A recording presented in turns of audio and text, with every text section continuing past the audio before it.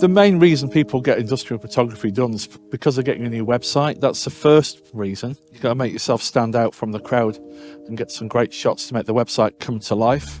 Maybe paired up with a bit of drone video or some video footage. You can use the photos everywhere. You know, if you've got pop-up banners for trade stalls or leaflets, or you're going to the press, that kind of thing. Obviously, the second reason is just all the marketing collateral. Keep that fresh, you know, if you've got new people, new products coming online.